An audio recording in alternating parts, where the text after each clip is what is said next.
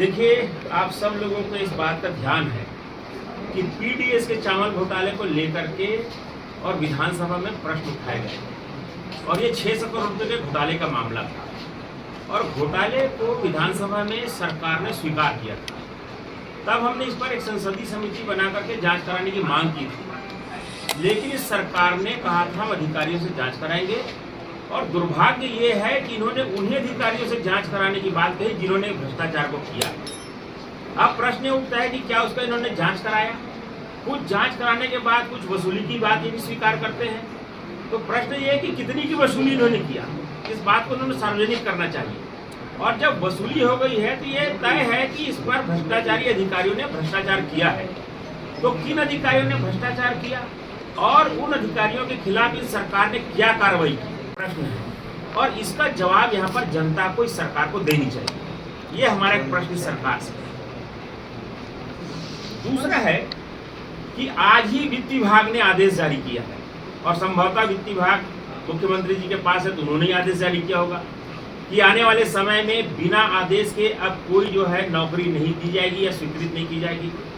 तो ये आदेश इस बात का द्योतक है कि अब ये सरकार आर्थिक रूप से पूरी तरह से कंगाल हो गई है और इन्होंने इतना भ्रष्टाचार किया है इस कंगाली के लिए और उस भ्रष्टाचार के सारे पैसे इन्होंने निश्चित रूप से दिल्ली पहुंचा दिया और इस कंगाली के चलते आज इनको ये आदेश जारी करना पड़ा है।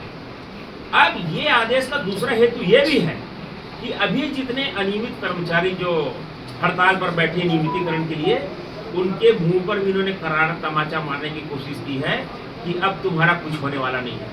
और ये जो संकेत है कंगाली का, इस बात को बताता है कि नियमित कर्मचारी को इन्होंने जो वायदे किए हैं वो वादा जो है अब तक पूरी तरह से खोखला साबित हो गया है।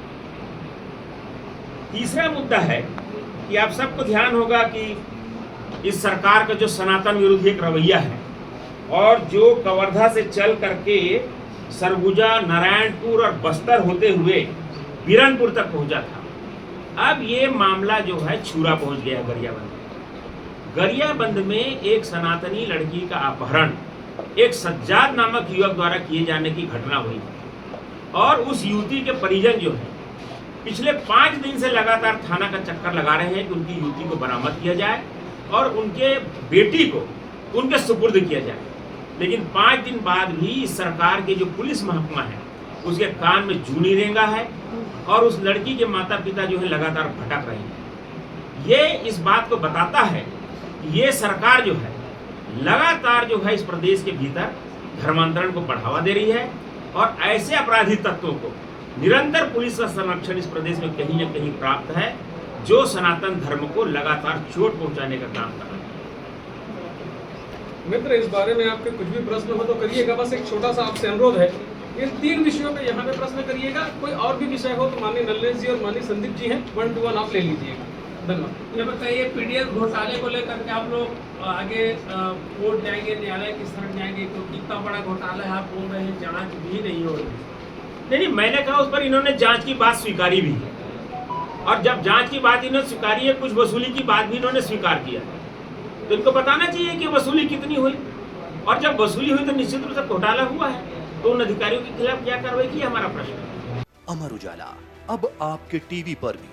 अपने स्मार्ट टीवी पर YouTube पर सर्च करें अमर उजाला, चैनल सब्सक्राइब करें और देखें ताज़ा खबरें, वो भी HD क्वालिटी में। और हाँ, बेल आइकन दबाना ना भूलें ताकि हर खबर हो आपके घर। अमर उजाला, निष्पक्ष, निर्भीक, निरंतर।